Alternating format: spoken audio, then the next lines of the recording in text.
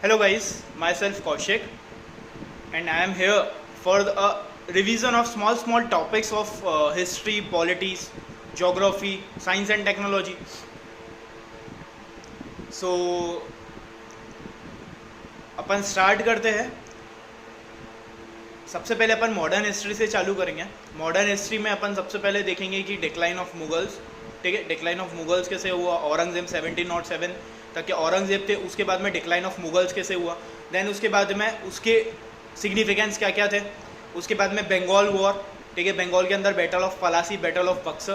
Then we will start with Anglo Carnatic wars, Anglo Carnatic war, Hyderabad Nizam ul Mulk, ठीक है। Then we will start with a small topic of Mysore war, ruler in Mysore was Hyder Ali and Tipu Sultan. Then we will go with the topic of Maharashtra, Marathas. In Maharashtra having a control of Marathas, what is significance of war, ठीक है. Then we will go for a small topic after a Marathas was what is the trade monopolies of Britishers, how they control over British Indian monopolies, Indian trading markets, ठीक है. What is the economic benefits, what they make changes in railways, ठीक है, what they make changes in land settlements, रोटवारी system, Mahalwari system, ठीक है. We will go for a small topics. Then we will go for Gandhian era, Gandhiji in South Africa, extremist mode and moderate modes, ठीक है. Then at last we will go for a cabinet mission plan, Mountbatten plan, ठीक है. तो we will start with a small topic of modern history, Bengal. Let's begin with the topic. देखिए, बंगाल के अंदर 1719 के अंदर मुर्शिद कुली वहाँ के नवाब थे, ठीक है. मुर्शिद कुली के एक आर्मी कमांडर थे 1729 में, अली वर्दी खान, जो वहाँ पे उनकी मृत्यु के बाद, उनकी डेथ के बाद वहाँ पे निज़ाम उल मुल्क का उन्होंने किताब हासिल किया, या उन्होंने वहाँ पे किंगशिप हासिल की. अली वर्दी खान के सन और उसके डॉटर के बीच में डिस्प्यूट्स चल रहे थे. His son name was Sirajuddaulah and his daughter name was Ghaseti Begum. 1929 के अंदर अली वर्दी खान वहाँ पे किंग बन गए. उसके बाद में सिराजुद्दौला और घसेटी बेगम के बीच में डिस्प्यूट्स चालू हुए. इसके बीच में मेजर रोल प्ले करता है जगत सेठ ब्रदर्स. देखिए, जगत सेठ ब्रदर्स थे. जगत सेठ ब्रदर्स लोन वगैरह देने का काम करते थे जागीरदार्स वगैरह को, जिनकी अली वर्दी खान और मुर्शिद कुली से बहुत अच्छी पट्टी थी. लेकिन सिराजुद्दौला से उनकी अच्छी नहीं पट्टी थी. क्यों? क्योंकि सिराजुद्दौला को एक चीज़ पता थी, सिराजुद्दौला को यह पता था कि जो जगत सेठ ब्रदर्स है उनके कॉन्टैक्ट्स है, उनके रिलेशनशिप से ब्रिटिशर्स के साथ, ईस्ट इंडिया कंपनी के साथ, वो चीज़ उनको अच्छी नहीं लगती थी. इसलिए जगत सेठ ब्रदर्स से उन्होंने जितने भी राइट्स वगैरह थे, जो मुर्शिद कुली और अली वर्दी खान ने उनको देके रखे थे, सारे राइट्स अपने पास ले लिए. ये जगत सेठ ब्रदर्स को जमा नहीं. उसके बाद में सिराजुद्दौला ने ब्लैक होल ट्रेजेडी की. ब्लैक होल ट्रेजेडी के अंदर क्या किया उन्होंने? ब्लैक होल ट्रेजेडी के अंदर एक रूम था, रूम के अंदर एक पॉइजनस गैस छोड़ दी, जहरीली गैस, जिसके कारण बहुत सारे ब्रिटिशर्स की डेथ हो गई. ये सुन के ही रॉबर्ट क्लाइव सदर्न इंडिया से बंगाल में आए. रॉबर्ट क्लाइव ने क्या किया? जगत सेठ ब्रदर्स ब्रिटिशर्स के साथ तो मिले ही थे, वो रॉबर्ट क्लाइव के साथ हो गए. उन्होंने क्या किया?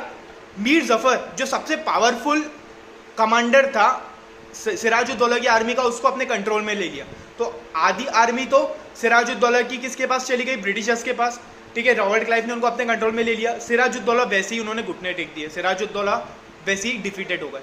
उसके बाद में उन्होंने एक ट्रीटी साइन करी जिसको अपन प्लासी प्लंडर बोलते हैं, ठीक है. प्लासी प्लंडर के अंदर इन्होंने क्या बोला कि उन्होंने ट्रेड मोनोपोली सारी ले ली. किससे ले ली? बंगाल से सारी ट्रेड मोनोपोलीज ले ली, ट्रेडिंग राइट्स ले लिए बंगाल से. उसके बाद में उन्होंने वॉर कॉम्पनसेशन पे करने का बोला बंगाल्स को, मतलब बंगाल को ये बोला गया मीर जफर को कि आपको वॉर कॉम्पनसेशन पे करना पड़ेगा, जितना भी खर्चा हुआ है वॉर में आपको पे करना पड़ेगा. उसके बाद में उन्होंने 22.5 मिलियंस बोला, 22.5 मिलियंस आपको हर ईयर पे करना पड़ेगा ब्रिटिशर्स को. बट मीर जफर को ये चीज़ जमी नहीं. मीर जफर ने सोचा कि यार अगर सभी अपन इनको पे कर देंगे तो फिर अपने पास क्या बचेगा, फिर अपन अपनी आर्मी सेटलमेंट्स वगैरह सब कैसे करेंगे, ट्रेडिंग वगैरह कैसे की जाएगी. तो मीर जफर उसके अपोज में चलेगा. मीर जफर बोले, फिर ये बात ब्रिटिशर्स तक के पहुंची. ब्रिटिशर्स ने मीर जफर को हटा के मीर कासिम को लेके आए.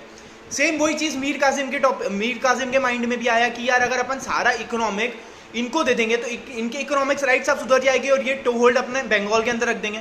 मीर कासिम भी उसके खिलाफ चले गए। मीर कासिम ने क्या किया, अवध के जो किंग थे शुजाउद्दौला, जो ब्रदर थे सिराजुद्दौला के, उनको अपने साथ मिला के सेंट्रल प्रोविजन के जो रूलर थे, कौन था, शाह आलम टू, तीनों स्टेट्स, तीनों प्रोविजंस, कौन, Bengal, central provision and Awadh, तीनों मिलकर ब्रिटिशर्स के खिलाफ गए। ठीक है, ये जो खिलाफ जाने के पहले जो बैटल हुआ था जिसमें सिराजुद्दौला को रॉबर्ट क्लाइव ने हराया था, उसको बैटल ऑफ पलासी बोलते हैं, जो बैटल ऑफ पलासी हुआ था 1754 में। ठीक है, उसके बाद में ये तीनों प्रोविजन, अवध, बंगाल और सेंट्रल प्रोविजन, तीनों कंबाइंड होकर ब्रिटिशर्स के खिलाफ गए, लेकिन ब्रिटिशर्स को कोई उससे फर्क नहीं पड़ा। ब्रिटिशर्स डिफीटेड 3 स्टेट्स, 3 प्रोविजंस, तीनों को एक साथ हरा दिया। ठीक है, इसको बोलते हैं battle of Buxar in the year 1763 और 64।